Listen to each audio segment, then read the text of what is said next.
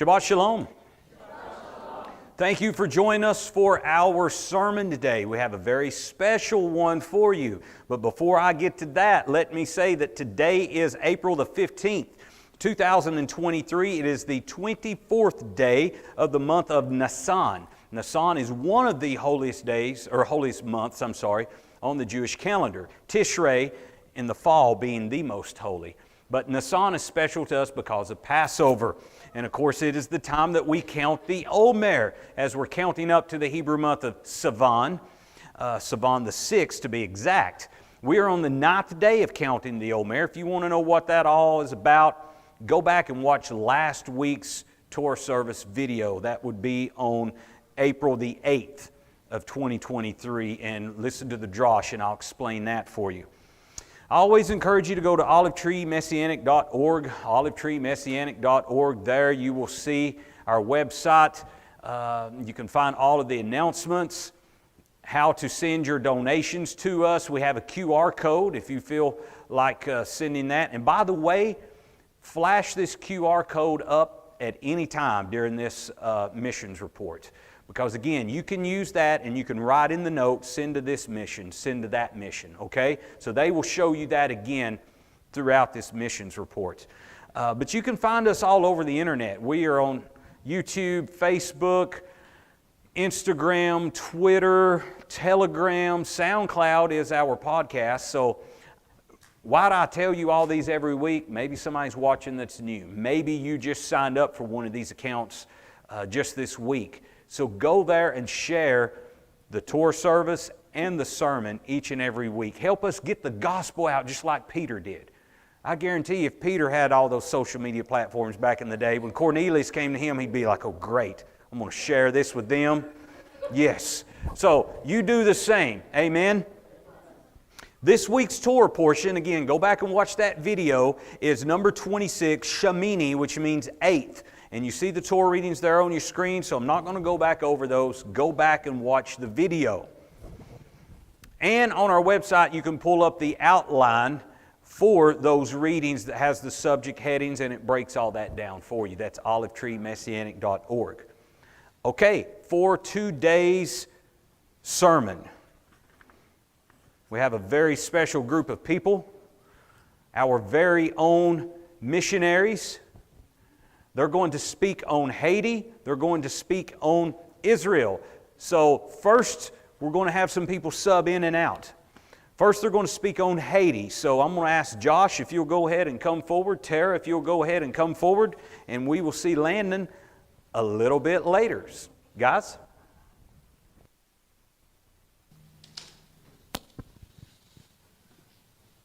Shabbat Shalom, family. Shabbat Shalom. So great to see you guys again today for another missions report. I feel like I've been up here quite a few recently and excited to have a guest, so I'm not the only one speaking today. I'm Tara. Hi. So Tara and I went down to Haiti along with a group from Florida, and we had an amazing week. A lot took place. We want to share with you guys kind of a recap of what happened and how God showed up and kept us safe and kept us moving forward on His plan. There will be some random pictures that come up throughout it. It doesn't necessarily correlate with where we're at in our presentation, but you're welcome to ask questions about those later on. All right, so we're just going to kind of go through the trip day by day because so much happened. We kind of had to break it up this way or it wouldn't have all kind of flowed, yeah. That's right. So the first day on Thursday was the day we flew in, and we flew in about like halfway through the day, and we had a team of how much was it? There were seven. Seven of us. So Winnie and Phil were a pastor couple, and then Henry, who was another pastor, and then Paul and Amanda, who were the president and vice president of the ministry, and then me and Josh. So what did we do when we first landed and got to the house? Oh, we had patties and pickles. That's right. Very important. So we have a tradition that we eat patties and pickles. And patties is just a dough that's fried up with some really goodness inside. And pickles is spicy cabbage and it's really, really, really good. And so it's a good way to welcome in the team. We've been traveling all day. We left at 5 o'clock in the morning, flew on a missionary plane down. So it's a good way to get started. So then after that, we went and visited the ATC, the Agriculture Training Center. I was there in January, about 7 weeks before this trip. And so we wanted to see the progress of what had been made and how our guys have been working hard. And it was pretty awesome to see what they have been doing. It was gorgeous. It was. So then after we got kind of settled in there at the house, we got ourselves situated in our rooms. What did we do that evening that was really special? Oh, we had communion and prayer with both our American team and the Haitian team. So I was missing Chloe because I was pouring the juice. And let me tell you, that is not easy. That girl is awesome at it because I was getting it everywhere. But it was really special to have communion and prayer with the team. To get it started and to dedicate the trip. Yeah, absolutely. We were there to serve God that trip, and we really wanted to make sure that we brought him into the team, and that we fellowshiped there together. Mm-hmm. So that was our first day. On Friday, we had a couple things going on. Terry, you want to talk about the well visits? Yeah, absolutely. And so the repairs? we kind of ended up going. The team kind of ended up going in separate directions because there were things to do. So. I think we all kind of went and visited the wells because there were 4 wells repaired in our area. Was that it? I think it was 2 wells repaired. 2? Okay. Yep. All right, 2 wells repaired in our area. While we were there, I think there's been a few since then. Okay, that might be the number I'm Yeah. thinking of then, the total number. While we were there, it was 2, and wells are super important for the community because that's where they get their water. They don't have running water in their houses. So it's super important for hygiene, for drinking, for and because some of these wells were broken, these individuals were having to walk an hour each direction twice a day to be able to get enough water for their families. Mm-hmm. So just think of how much time is saved and quality of life just because a well that's been broken for years, many, many years, is now fixed and repaired. And that's something that's really special to the Psalms ministry. So I went with, I think it was Amanda and Winnie, and we went and did some home visits. So visited people in the area who were sick or who were widows, and we brought some food baskets to some people, which was really special. It was really cool to see. And then we got back to the house, and I helped our doctor get the medicines ready for the clinics the next day. So that's how I spent the first part of my Friday. Yeah, so share a little bit about mine. So the very first day we were there, we found out that our mechanic and driver that drives our big military truck and fixes it when it breaks down, that he was unhappy and he was leaving the area. So we ended up having to split ways with this individual. So all of a sudden, we're now out of a mechanic and out of an extra driver.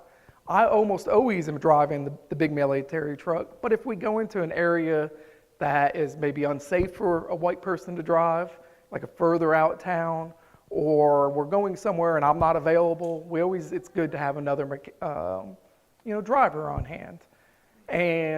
But God already knew this was coming up. We didn't see it coming, but God knew. So one of our agriculture guys, Bruno, had been going without our knowledge to Cap Haitian every weekend to get training on driving big trucks. So it was perfect timing. And so on Friday morning, I decided it's time to go do some training. Let's go drive the military truck. And so we jump in the military truck, and Bruno's driving. And I thought we were just going to go find a big field and drive circles around the field. Boy, I was wrong. So he was doing great. So I was like, all right, keep driving. Let's keep driving. All right, drive some more. Drive a little bit more. And we got partway to Hinch, and we decided to take a left on a road I've never been down before. And we drove a good 10, 15 miles to the next village or community over. I heard it was their day for the market, so I thought we would go experience a new market. Well, we got within eyesight of the market, and the truck died. It completely shut down and just was done. I popped the hood. I look at the radiator. The cap was blown off. There was no liquid in there. I pulled the dipstick, the oil was almost gone, and I was petrified. I was so scared that we destroyed this engine that was just rebuilt in the last 6 to 8 months. So we started praying and we started walking. And we had to walk about 20 minutes back into town to find a shop that sold oil. And nowhere we could find any radiator fluid, so we just got as much water as we could. We figured out there was one hole in the radiator up at the top that liquid was coming out, so we jerry-rigged something with some rubber and a stick and was able to patch that hole. We let it cool down, and then we just started driving home. We didn't even get to the market. So we get home, we get about 30 minutes outside of this little town, and it overheats again. So we let it cool down, we put some more fluid in it, and then it overheated one more time before we got back to the house. We finally get back to the house, and now we have a big problem. We are depending on this truck to get us around to some of the remote areas that we had plans to go to for the week. So we started praying. What do? We need a mechanic. We need someone that can work on this specialized big military truck. So we reached out to another ministry in the area and found out they've got a wonderful mechanic they recommended. And he came after Shabbat service, and he was done with church on Saturday. He came to the house and started working on the truck. Now, throughout the week, this was a process. The truck would get fixed. They would drive it for a little bit, or we'd go out and it would break down again. It would still overheat. And so it was a 3-4 day experience of him coming back and continuing to work on it. And what he ultimately found after replacing the thermostat and replacing the water pump is that there was a blockage in the radiator and fluid wasn't properly moving through the system. But what was even more amazing is this mechanic happened to have one of these very rare trucks as a parts truck at his house. He had one of these, he's worked on them for a long time, and this truck is just sitting there with all kinds of parts that he was able to scavenge off and get our truck running again. So it was a huge miracle that God provided for us there. So yes, let's see. Yeah, that was my day on Friday there. Do you want to talk about the evening and what we did? Yeah, sure. So, when we were all back at the house, they started getting the sound equipment ready because we were going to have a big outreach that night with Robert Jacques, who's a Haitian musician. He was bringing his band, and it was going to be a big, big deal. And they start pulling out the equipment out of the house. Pastor Henry and Fred Nell, our translator / DJ. And they apparently some little baby rats had decided to make a nest inside our speaker. So they pull the speaker out, and all these little rats start running out. And they're chasing them around with brooms, trying to get them. They nailed one with a beanbag. Yep. It was impressive. So they looked at the equipment, and I mean the rats had like chewed through the insulation on the wires. And we're like, oh no! But they ended up being able to put it all together, so God definitely provided there. We were still able to use the equipment, even though some of the wiring had been chewed through.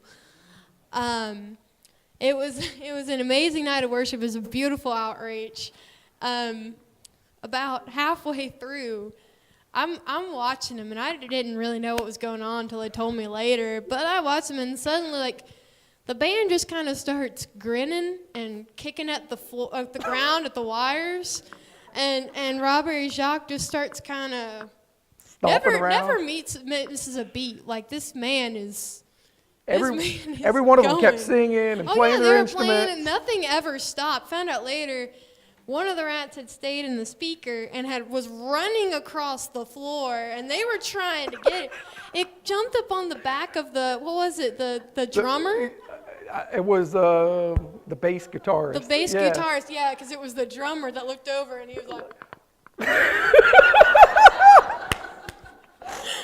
And there's some videos too of this. Yeah, he had no clue. The bass guitarist had no clue. So he ran off after a little bit of worship. Yeah, he was worshiping back and forth on the stage. Yeah, he's just dancing around. It's all good. So yeah, this trip we've seen a whole lot more rodents than we've ever seen the entire time we were ever down there. So poor Tara. They liked her room too, unfortunately. Yeah. We eventually did get some traps. It took a long time to find and track down some traps, but we got them all out of the house. And then he was a goner. Yes. Praise the Lord. And I tried.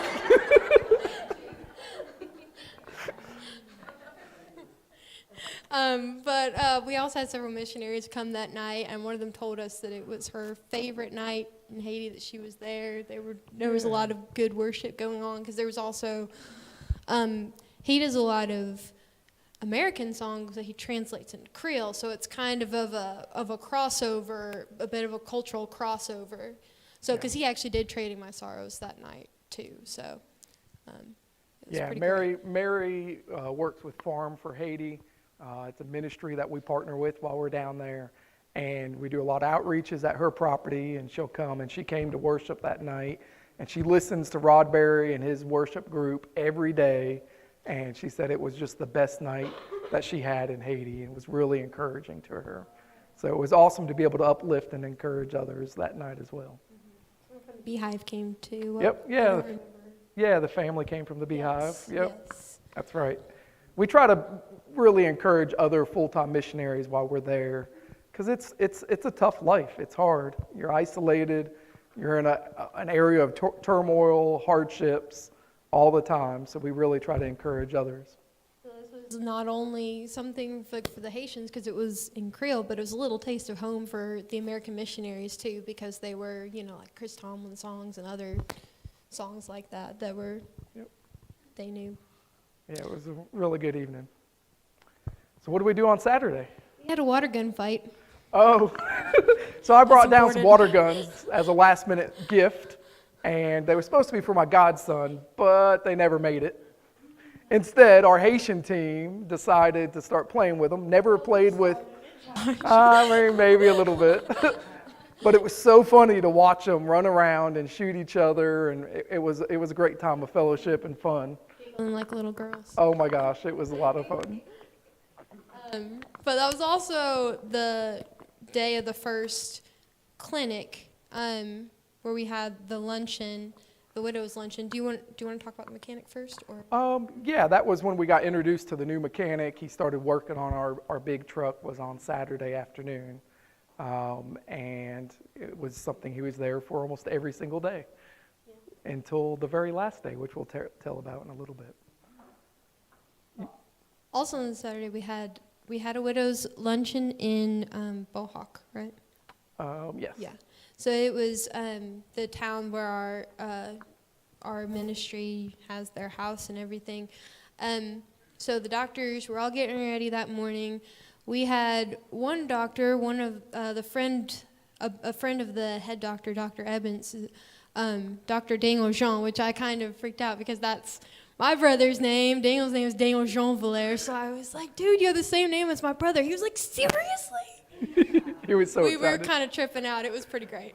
But this man traveled 15 hours through Port-au-Prince to help us with, he did receive a love offering, but he had no expectation of being paid. And this is apparently something he does on a regular basis, is he'll go work these clinics as a volunteer.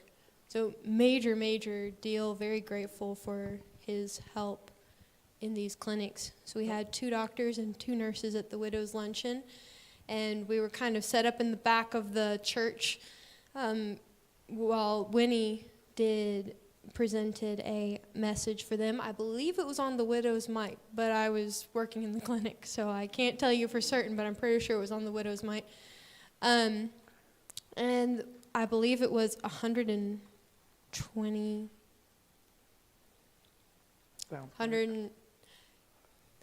There were 285 total and 173 at the other clinic. So I'm trying to remember, but it was like 120. My math is failing me right now. That's okay. 112, that's what it was. I knew there was a 2 in there somewhere.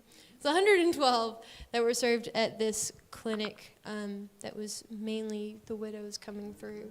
So it was pretty amazing to be able to give these people free health care, free medications for this time that it's very expensive in Haiti to get to a hospital. It can be $5 American just to get a taxi ride to a hospital, which is a lot for them, and then they have to pay to see the doctor and have to pay for the medicine. So it was definitely a blessing. Medical access is very difficult in Haiti, so we prayed for years to be able to start providing medical care, and God has provided us not only Americans that can come down and help with that, but also Haitians and our Haitian doctors that are involved even when we're not in the country. And so it's amazing to see what's happened. And the Widows Conference is amazing because these widows, some of them are 60, 70, 80 years old, probably don't eat very much, and they will dance for hours and hours. I can't even come close to keeping up. And I can't dance at all anyways, so. But it's a lot of fun. All right. And then that evening, we went to Mary's Farm for Haiti for her property and did another evangelistic outreach, played some worship music. We prayed over people, which you've probably seen some of the pictures up there, and had a really good time there that evening. You want to add anything there? Another rat. What is up with these rats?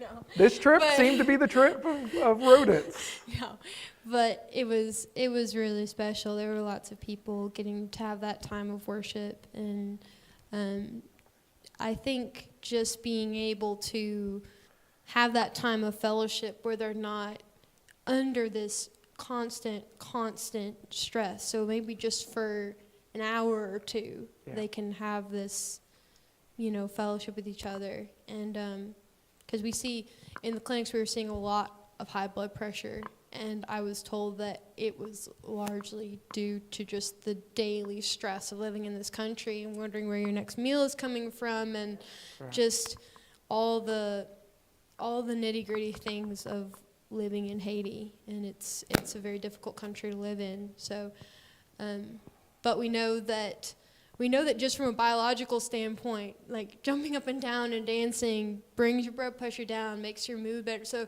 it reduces your stress. So just for a little bit, if they could have that, I think that's really special. Absolutely.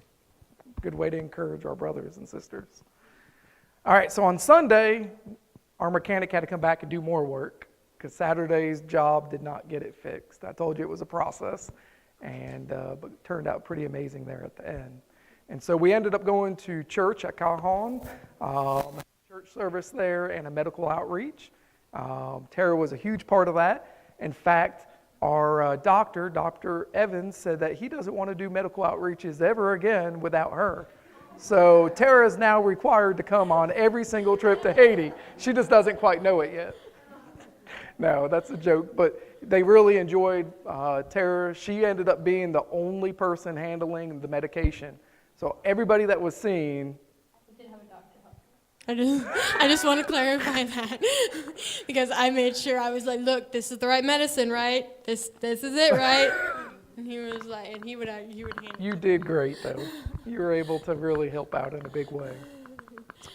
So after that great service, and there was 173 people seen in the medical clinic that day, we went back to the house. We had some visits from friends and people in the community.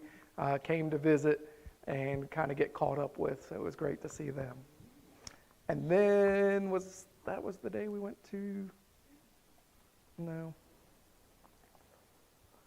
Okay, we went to the park that evening and did another evening outreach. Satan really tried to ruin it at the start of it, but the community rallied, and the evening went really well by God's grace and protection. Tara shared a little bit about that earlier. And it's just amazing how the community really gathered behind us, uplifted us, and encouraged us after Satan really tried to spoil that evening. There's definitely provision on several different angles. Yeah. It was pretty amazing. It really was. All right, on Monday, we test drove the truck thinking it was all fixed, and nope, it broke down again and overheated on us. So once again, we had to call the mechanic. This time he had to take the radiator to the next big town, and I think they tore it apart, reconditioned it, and got it back to us 2 days later. We'll share about that. We went that evening, or they did some home visits with more food baskets. The ministry gives a lot of food to widows that are in need. And some of these people, we heard at least 5 times, maybe more, that people have been praying for food as they've been out for days. And then the ministry would show up with food for their family.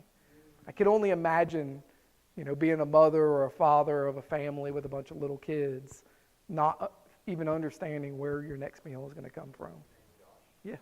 Share with them, Amanda, I spoke with her this week, share with them how a lot of people, you give them food, you help them, but yet they're still sick because of the parasites. Yep. Yeah, so there's a lot of issues with parasites. There's no good hygiene in Haiti. Bathrooms are only for people that have the money to pay for a bathroom to be put in, and that's an outhouse, by the way. So parasites is a big issue. And so you may provide food, but that food may not be as nourishing to the individual. And that's where the medical care really is important, that these individuals will be able to be seen. There was medicine that I kind of asked, like, well, what does this one do? What does this one do?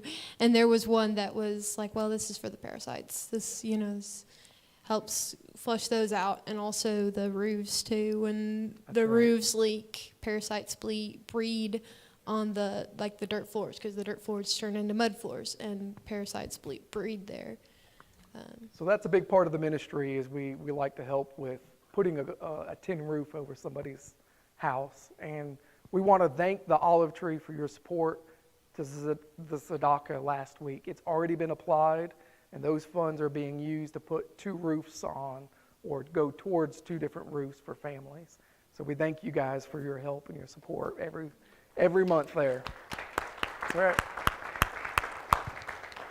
So Monday around lunch, we decided we had a little bit of free time. So we went over to the Beehive and their compound, and was able to have a little bit of fellowship, ate a really good Haitian meal, and just spend a little bit of quality time encouraging others that are in the mission field on a day-to-day basis there.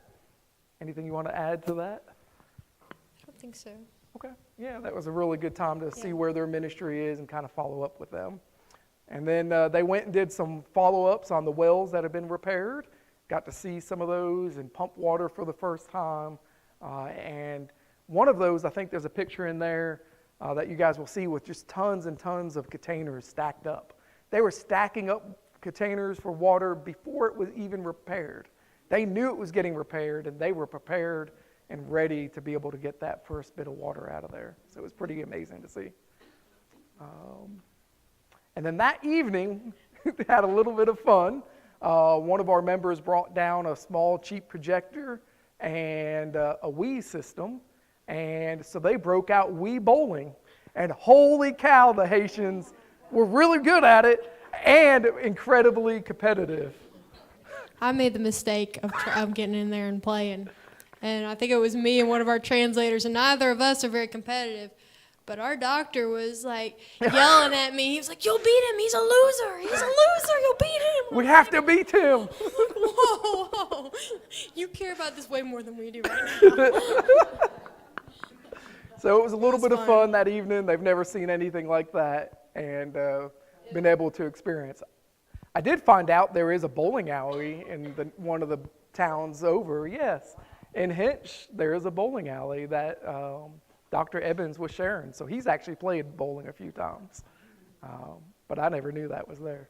It was a nice kind of just, I know it doesn't sound very calming, but you could see like a lot of the stress was kind of just, from some of the things, like just kind of like, okay, it was kind of like a bit of rejuvenating, just like a little bit of a fun time as a kind of a rest bit. It was definitely a good time. So on Tuesday, we had a pastor training event for a handful of pastors that came or work with the ministry. They came, sat in our little fellowship or dining hall, and was able to equip and empower them and encourage them, which they definitely need. They're up against a big battle down there for sure. And we did some more home visits again, and then we got to go to Job's church. You want to share a little bit about that? Yeah, it was really cool to see his church. I had kind of met a lot of the team on the last time I went. So it was pretty cool because I didn't know until more recently that, or none of the ministry knew, that he had started a church in his community. He, hadn't asked for help, hadn't asked for money. There was none of that. Like, they found out, like, Job, you have a church? Why didn't you tell anybody? Like, we could have helped you out. And so they were able to help them out and get some more tin, I think, for the roof. Tin on the roof. And then also some Bibles and songbooks. And he's doing a fabulous job and everything. And they did have the congregation come lay hands on him and pray for him, which they weren't too sure about. Yeah. They seemed a little like, but they did, and it was pretty special to see that. Little back history. Job is a gentleman that volunteers his time, works with our agriculture guys day in and day out on the agriculture farm. He's never asked for an income. He's never asked for any money. He just wants to be a part of the project and what's going on. And it was awesome because we found out by accident that he had a church. We went to visit, I think, a family member of his, and the ministry found out that, hey, there's a church right here, and found out he was actually leading his community and services a couple times a week. And so it was awesome to equip and help him out to be able to share the gospel there. He's a great guy. Yeah. And then what do we do Tuesday night? We had an outreach at the Bohawk Market. So that was more so the market had kind of closed for the night, and there was, there's these like kind of pavilion areas, which is where we set up and had a ministry there, just like in the middle of the town. So, or an outreach there in the middle of the town. So more music, more prayers, laying on of hands, all that good stuff. And this market is right on the edge of the national highway that we kind of runs through the area that we're on. And so people would be driving by and see something was going on, and they would stop, and they would listen from their trucks or their vehicles, or some got out and would worship with us for a little bit and then take off again. And so it was a great, once again, way to reach people, give them a break from their day-to-day, and just kind of equip and encourage them and love on them. All right, Wednesday, the mechanic wrapped up the truck. All right, this is the last day. He says it's all good, and we didn't know if we could go out and visit Monarch and the school that the ministry had started supporting and helping to make sure it kept its doors open. And that was the only way we could go, is if the big truck was running. And so here we are, the last day. We don't know if we're going to be able to go or not. And he says it's good to go. And not only is it good to go, he's going to personally drive us out there. And which was a nice break for Josh, because Josh is up there white-knuckling it down this very crazy road, very intense off-roading. And we got out there with absolutely no problem. The truck ran wonderfully, and we were able to visit with the kids. And something that was really special was be able to put hand paint on and put your hands all over the school. And so the kids got to help decorate their school, and we named it Psalm 139 Love on the side of it. Got to see the food program, got to see them eating, and we got to share some crosses with some of the teachers and some of the elders that were there, and the smiles just absolutely lit up their face, and that was really awesome. Yeah. You want to add anything to that experience? They had a blast on painting, putting their hands on the school. I was there kind of like putting paint on paper plates so that they could go for it, and they would just like run it up with big grins on their faces and hold out their hands.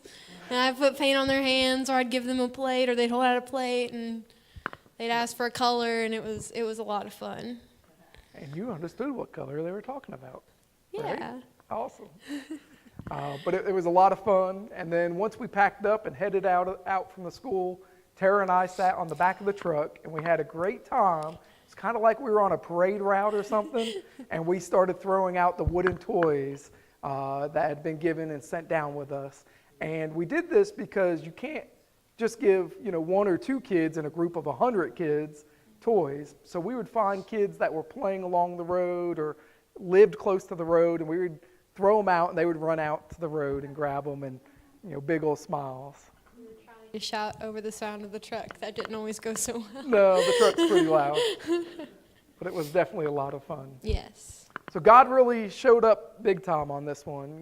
We were down there fighting, the evil spirits, the devil, and casting him out and shining the light in this darkness. Evil did not want us there, but God prevailed. He protected us, kept us safe, and provided for everything that we needed while we were down there. So it was another amazing trip. Yay. Thank you, guys. All right, Landon. All right, so now I'd like to switch over and bring up pictures for Israel. Nope. There you go. So immediately after Haiti, I flew back to the States.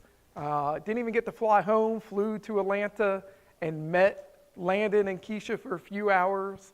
And then we took off on a big adventure, big adventure for Landon. First time he ever remembers being in a plane. He was a couple years old before this. So what'd you think of that flight? It was really long. How long was it, Landon? 14, 15 hours.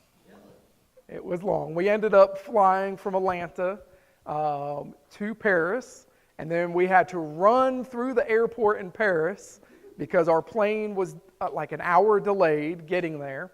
We were told on the plane, there is 37 of you going to Tel Aviv from this plane. They will not leave you behind. And we're like, okay, thank you. They said there will be someone at the gate, at the end of the gate, to escort you through security and get you to your plane quickly so you don't get left behind. Landon and I were the very last row in the plane. There was nobody waiting for us. So we had to rush through the airport and try to find our gate. We had to go through security. They checked every one of our bags, pulled them aside one by one. It was a slow process. But thank God the plane was still waiting for us, and we were able to get on the plane without any problems. So then it was another 4-hour flight from Paris to Tel Aviv. And we got in and we got our rental car and we drove to Jerusalem to meet Scott and Teresa. Now, and go to bed, Landon says. I stayed up talking for I don't know how many more hours. It was a 48-hour travel from the time I got ready to leave to Haiti to the time I got into Jerusalem. So it was a long bit of traveling. Didn't sleep a whole lot. I think I was a little excited on the plane ride there. I slept a whole lot on the way back and just a little kind of worn out. Now, I've been coming to the Olive Tree for about 9.5 years. And this entire time I've heard about Scott and Teresa and Hamiflot and their ministry in Jerusalem.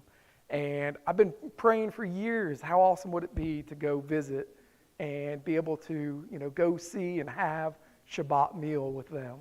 And it was so exciting to be able to finally get to go. So there really wasn't a whole lot planned.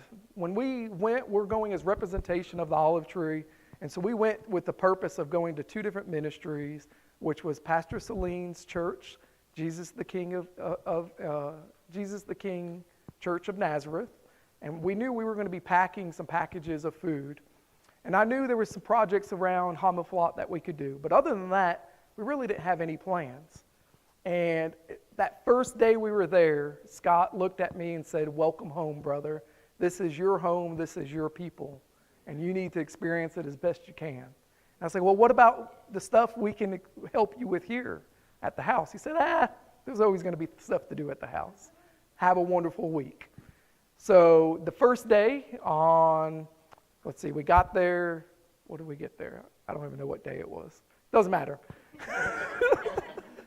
These days are all running together now. But we got there the very first full day. We ended up taking a tour of Jerusalem.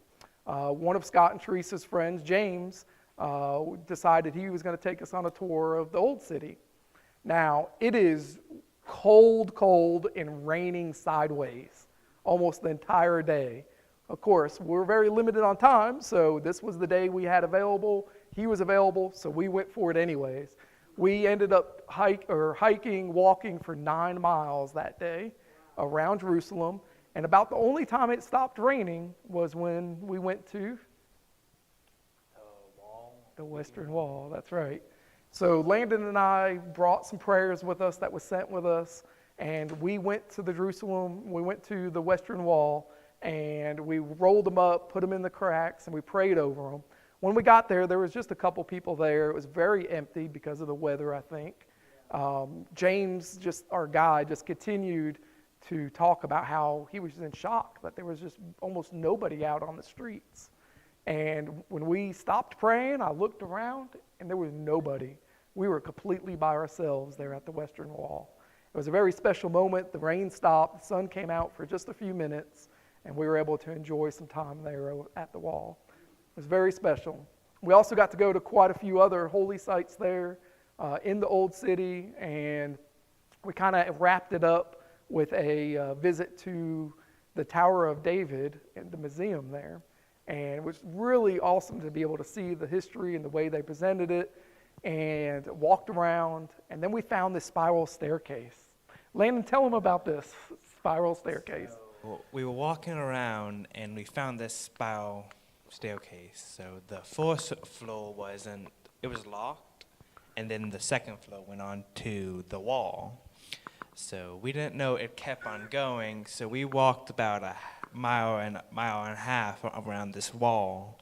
Come to find out, it's the wall that goes all the way around the old city of Jerusalem. So, go ahead. So after a while, we called our guide and say, "We're on the wall. How do we get down?" How do we get out of here? What do we do? And we So- didn't want to turn around and walk a mile and a half back. So we ended up going through Elsa's gate and found an exit off the wall, and then walked our way back to the entrance of the museum. And then we had to go back and give back our little guide that told us about where we were and everything we were doing. Other than on the wall, they didn't tell us anything about that. That was off the beaten path. Or on the beaten path, on the wall. But it was really cool. So we found out later that walkway goes literally all the way around the old city. And you can actually pay as a separate tour to go up there and walk the entire perimeter. But what's cool about this is you're raised up above the city. So you get to see all these really awesome views overlooking all these ancient sites. And Jerusalem is such an old city that it's layers upon layers upon layers. So when you're walking down the road, you're probably 30 feet above the original road that was there before. Just history has continued to add upon layer upon layer. So when we first were going there, we were walking up this path, and we could see the old road under the new road. That's right. Where there was like carts and wheelbarrows down there. So there's all kinds of active archaeological sites. And one thing that was explained to me that I thought was pretty amazing is that the country of Israel, the government, does not want to unearth everything at once. They want to save and preserve the history for future generations to find. And so I thought that was pretty interesting, how they slowly are working at things, but not all at once discovering this. And so future generations will have that opportunity. So Jerusalem was amazing. We went back home, tired, wet, got our showers, and then of course stayed up late talking with Scott and Teresa and having a good time. And Landon was wanting to play Uno, but we didn't get to play Uno that first night. So the second day, we woke up early and we drove to Nazareth. What's that? Okay. It took us a little while to find the church there in Nazareth. You know, GPS wasn't exactly that great. It brought us to the general area, the Kia dealership. But it brought us to, there was a Kia dealership in the middle of this industrial park. And there was all kinds of industrial going on. And we park, and we're going to figure out where this is at. And we start walking around up and down the roads, and we see a glass manufacturer, a window manufacturer. There was a body shop and a paint booth. There was all kinds of industrial, but no church. And some guy yells at us from the top window of this building, and then he has to go get someone that speaks English. And they come back, and they're like, "No churches around here." And so we drove down the road, and they said, "There's no church here either." And eventually we got in contact with our person that was supposed to meet us, and they met us at the Kia dealership and took us around the corner to It's where the church was. And they have a little warehouse next to the church, and that's where they were working on packing supplies. And so there was about 20 different food items that we packaged, and then a hand towel, 17, and 3 towels that we packed into the boxes. And we worked really hard because we're eager, and all they kept on telling us, and they had very limited English abilities, so communication was interesting, but all they kept saying is, slow down, Josh, slow down, drink coffee. Every 20 minutes, I swear it was a coffee break, and it was the most micro espresso shot that I've ever had in my life, so intense. But coffee doesn't get me, no, it doesn't do anything for me other than the taste. But yeah, every 20 minutes, it was slow down, let's take a break, coffee time. Like, okay. So by the second day, I was in the mode of how they wanted to work and operate. And, I slowed down, and we were able to still have a good time. And so we worked there for, 4 or 5 hours, packaged things up, and then we were done. It was about 2:30, 3 o'clock. And so we looked at the map. I said, okay, what are we going to do today for the afternoon? We got to go explore. And so we decided to drive down to the Sea of the Galilee. And it was a beautiful drive. It was about an hour drive from there. But everything was shut down. There was really no activities going on. So we just kind of explored around and then jumped back in the car, found some parks. There's Landon packing food now. Found some parks, drove around, and we ended up driving up to the Mount of Beatitudes. Once again, it was closed. We missed it by maybe 30 minutes. There was a park there, and the park was closed. But at this point, I'm seeing the sunset is starting to go down. And so I looked on my phone and was like, all right, where can we go to see this amazing sunset and be up above the Sea of Galilee? And so we found this amazing park with beautiful flowers and views. And there was this big river that ran close to where we were at. And we found these steps that were going down to the river. And I mean, these are steep, steep steps, and there had to be thousands of them. And what I found out later on is that was actually used as an aqueduct system to bring water up from the river with no power. And I'm talking about thousands of feet, it looked like, up to the farms up top. And I thought that was pretty amazing. So we had an awesome evening, and then we drove back about an hour back to Nazareth, and we slept there at the church. They had some rooms set up for us to be able to stay that evening. And then the next day, we packed some more food. Now, on the second day of packing food, we wanted to try to visit the Jordan River where Yeshua was baptized. And we drove out there, and we got there 12 minutes after they closed the gates for entrance. That was what day? That was the first day we were packed. First day we packed? No, that was on the second day we packed, because it was on the way back to Jerusalem. Yeah, on the way back to Jerusalem, we stopped, or attempted to stop at the Jordan.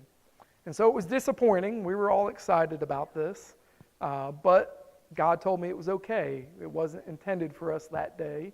It was intended maybe for a future visit. So we went back, had some good fellowship with Scott and Teresa. I think this night we played some Uno and cards, and had a good evening, closing out the third day. Anything you want to add to that day? No. Okay. Thank you, Landon. So on the fourth day, a friend of mine that I went to summer camp up in Long Island, New York when I was a little boy, good friend, found out I was in Israel and absolutely demanded that we spend a day together. So Melissa invited us to either go to Jerusalem, Tel Aviv, or go to the town that she lives in, Beersheba, and she would take us on a tour. This is what she does for a living. She's a tour guide. She went through a 1.5 or 2-year process to become a tour guide. And so she took us out on foot of the ancient town of Beersheba, and there's a lot of history there. And it kind of sculpted Israel as what it's known as today. And she took us to a really cool place that was one of the 7 wells of Abraham. And there was supposedly, yep, that's what they think. And it was pretty amazing to see the fortress and encampment up on the hill.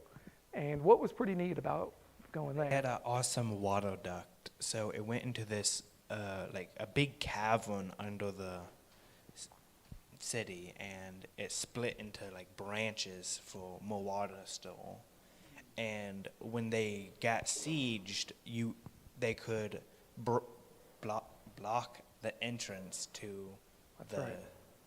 by breaking something. Yeah, so they had this huge cavern system that they carved out, and this big well and spiral staircase that went down into this well. And so they would collect all the water, rainwater that would run off in the city. It was all directed into this water system. And then they also had 2 rivers that were close by that they could direct water in there. And so they were able to always have some kind of fresh water. Sometimes it would be high levels in the well, or sometimes they would have to go all the way down into the bottom. And we got to go through the well system. It was pretty neat, just to see the ancient, designs of how they came up with water and kept water for long periods of time was pretty neat. What's that? They were short. I couldn't fit into the entrance. Well, I had to crouch down. You did, but maybe they were short or they just didn't want to dig higher. That could have been part of it as well. Oh, I did forget about the breakfast pizza when we were working and packing food. That was interesting. It had corn, mushrooms, and olives on it, and then they added ketchup on top as well. Some kind of interesting seasoning as well. That was really good. Let's see. So yeah, we went and visited Shiva, went on the tour. She took us to a local art gallery, which was really beautiful artwork.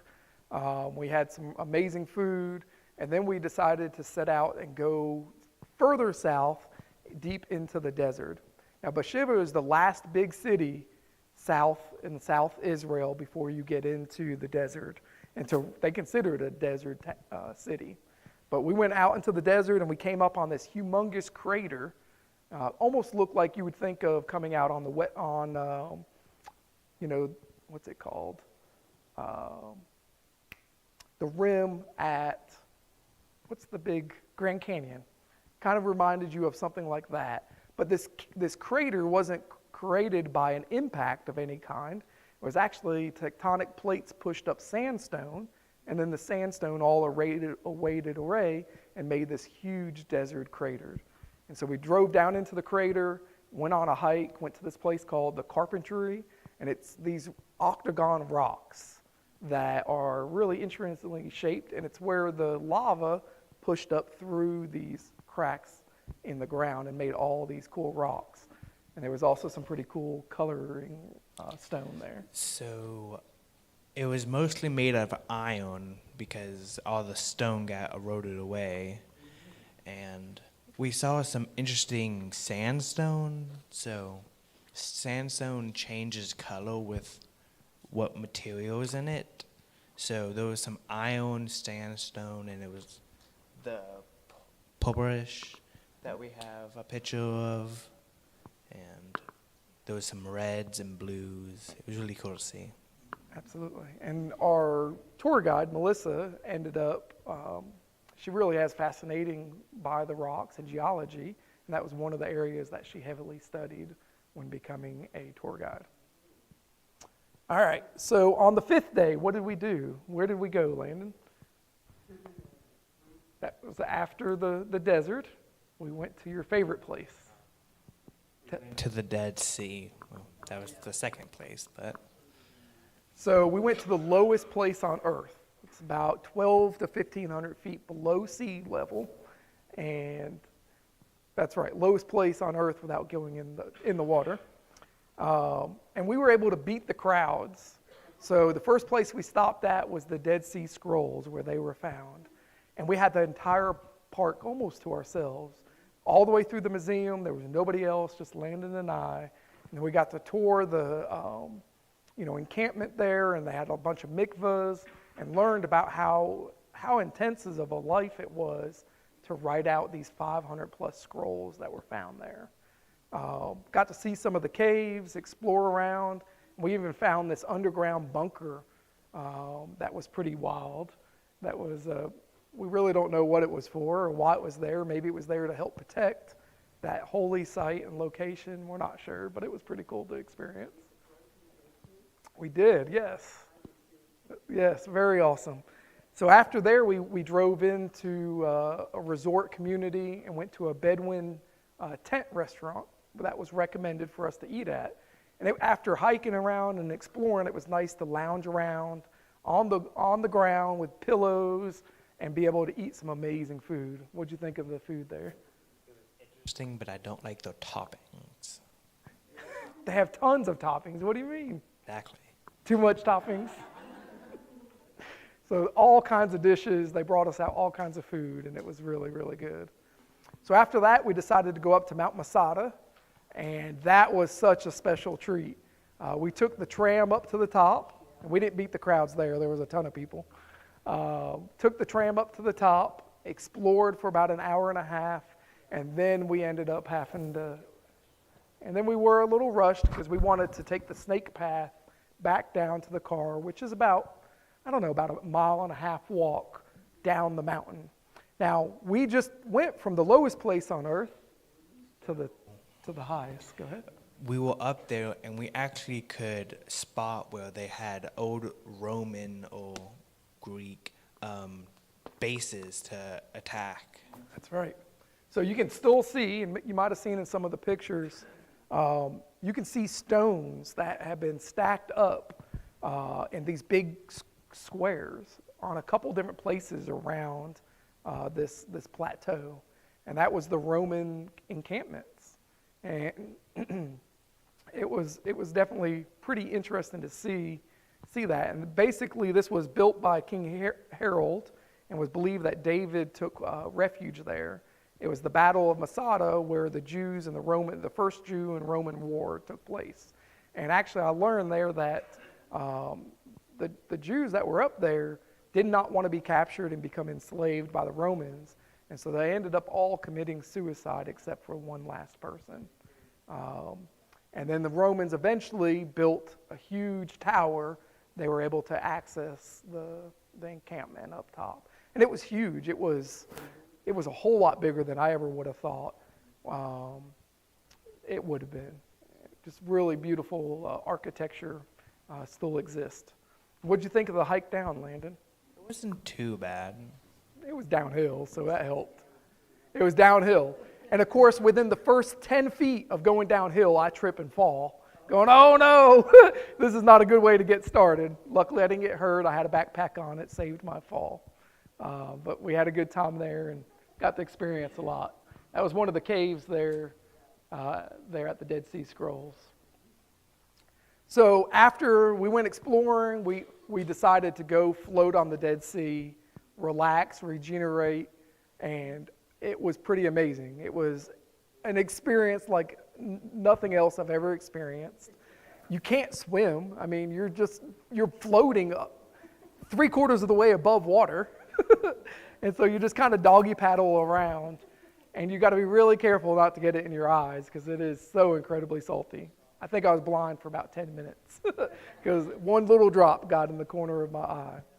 But it was a really cool experience. My beard was softer than ever before. Skin just felt amazing after that. And I found out that actually the Israeli government will send people with skin diseases, arthritis, on a monthly treatment to go soak in the Dead Sea. So many minerals, and it's just pretty awesome how God works there. Oh yes, it is not sand, it is salt and it's sharp. So yeah, all the beaches look, we went to a public beach, and it looks like beautiful white sand, but it's not. It's just solid solid salt. It looks like there's icebergs floating out in the water, but it's not. It's salt. It's just most of the wild thing I've seen. So that was definitely, I think, our favorite day was just going to explore there at the Dead Sea and the things we did that day. We also had very good ice cream that day. Oh yeah, we found an ice cream shop, and that was the way we ended our day there together. Oh, we didn't get to go cruise the gallery. They were all shut down by the time we got there. But maybe next time. So on the 6th day is Friday, and we were excited because it was a big day for Hamaflot. Hamaflot works all week to prepare for Shabbat meal. They prepare a 3-course meal for any of the soldiers that want to come and fellowship and enjoy Erev Shabbat together. And so we slept in a little bit because we've been running pretty hard. We woke up that morning and we started helping to clean. There's a lot of cleaning going on that was leading up to Pesach and getting ready for Passover there. And so we cleaned their entire kind of balcony. They have a huge rooftop balcony there. We got that, Lana and I got it good and cleaned up, and then we cleaned some hard to reach areas in the bathrooms and stairwells and some other areas as well. A little more cleaning than we're used to, huh? But that's all right. We were there to help.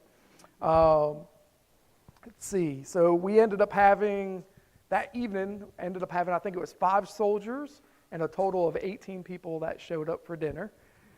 We had all kinds of people from every walks of life. And it was awesome because after Shabbat was over, and the 3 courses, and it's a pretty long process because they would eat one course a meal, and then they would all take breaks, go smoke and talk and fellowship or whatever, and then there's Landon on the wall. And then we would all gather back up for the next course a meal and then do the same thing over again. And I ended up staying up 3:30 in the morning that morning, even though knowing that we had to leave early for Nazareth the next day made things interesting. Oh my gosh, the chicken wings were amazing. So Scott is known all over the military in Israel for his cooking of chicken wings. He'll cook 600 to 800 pounds of chicken wings in a year's time frame. Every meal, every Shabbat, it's a staple. And they were so incredible. He had 3 different levels of heat, and they were so good. And I was proud of Landon. What are you shaking your head no for? Was it hot? So I tried the hot one, and that's the second too, and I almost boned up from eating the second one. So needless to say, I just sticked with the normal ones. But they were incredibly good. Very tasty. Let's see. And I was asked to say the blessings over the food, and it was amazing honor, and it was the first time this group had ever heard blessings in English. They've almost always heard it there. Oh, yeah? In Hebrew. And so they came up and was real appreciative that I took that time to pray over them and bless them. So yeah, it definitely was a really good time. And one thing that was pretty amazing was I had my zit on and got to talking with one of the Jewish ladies that came for dinner. And she started asking some pretty good questions, about me being a believer and being Jewish. And it was kind of confusing to her. And this lady is an attorney, so very smart individual. And boy, it felt like I was under fire and under a court case as she was asking these very pointed questions. And she had to keep apologizing and saying, look, I'm not mad at you. I just asked these questions. And she just continued to ask. And it was funny because at one point, Scott and Teresa just got up and left. And they're like, all right, Josh got this. Josh can handle this in a way that we could never even experience. Because as being a Jewish believer, I could talk to her a little different than they could. And she asked all these questions about Yeshua and how I could believe in him. And she told me that she has very studied out the scriptures, but she kept on coming back to saying, that's just not how I believe. That's not how I was raised. And I'm like, wait a minute. If you've studied this out for your own, you can't fall back on tradition. It's either tradition or you've searched it out yourself. And she just continued to struggle with the idea of that Yeshua is the Messiah, is the Jewish Messiah. So I just pray that, those seeds were planted. We had a loving conversation about who Yeshua is. What do you think, Landon? But what? The trip. It was very good. Yes.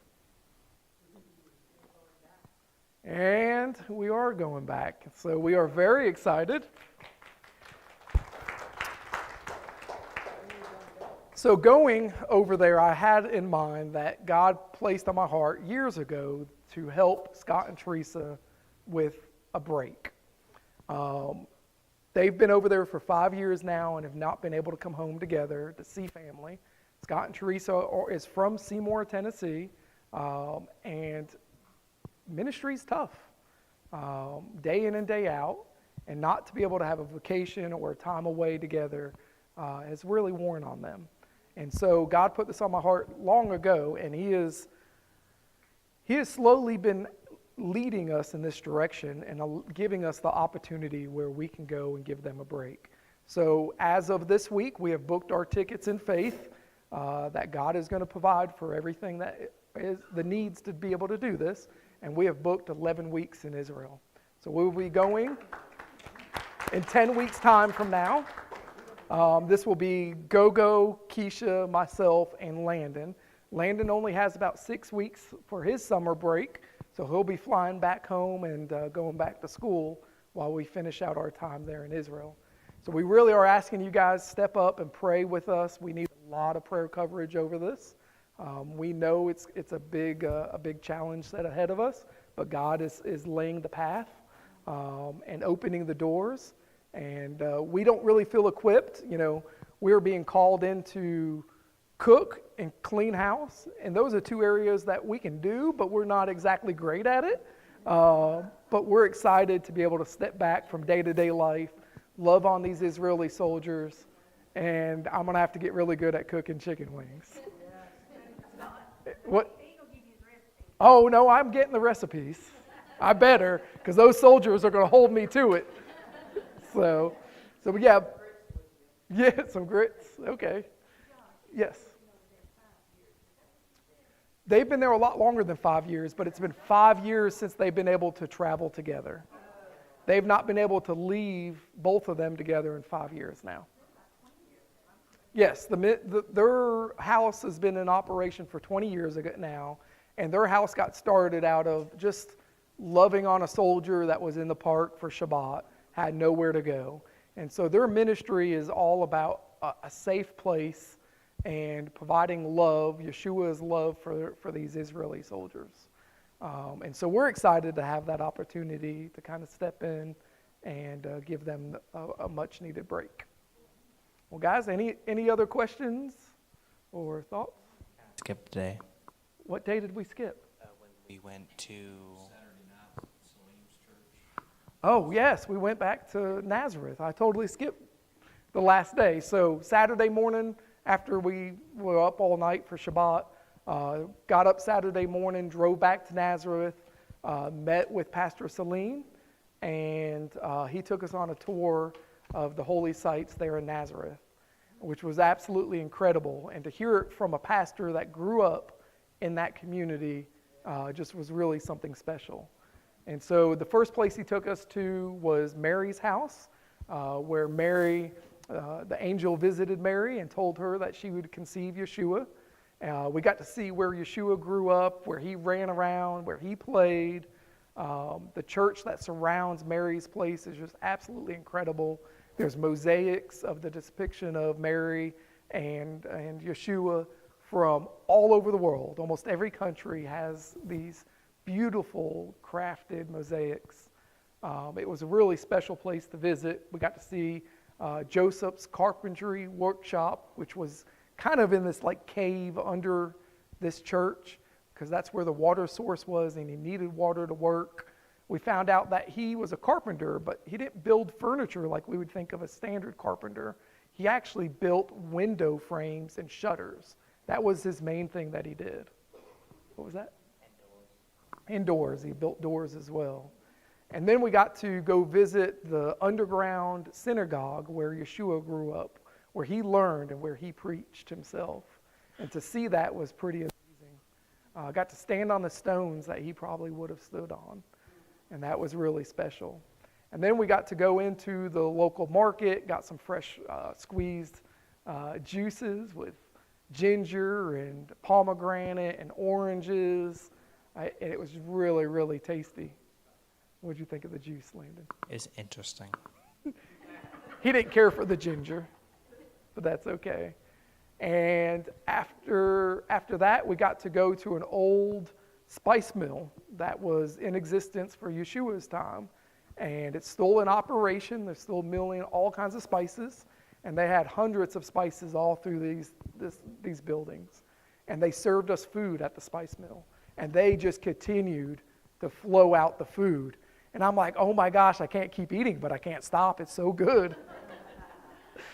And then after we were done there and we had tea and food, then we got to go to some really amazing dessert and try to shove in some more food. And that was really tasty. So we had a wonderful time. We got to get about an hour's rest before church service that evening, which their service starts at the same time our service starts here in the States. It was pretty cool how the correlation there. Pastor Celine did ask me to get up and speak.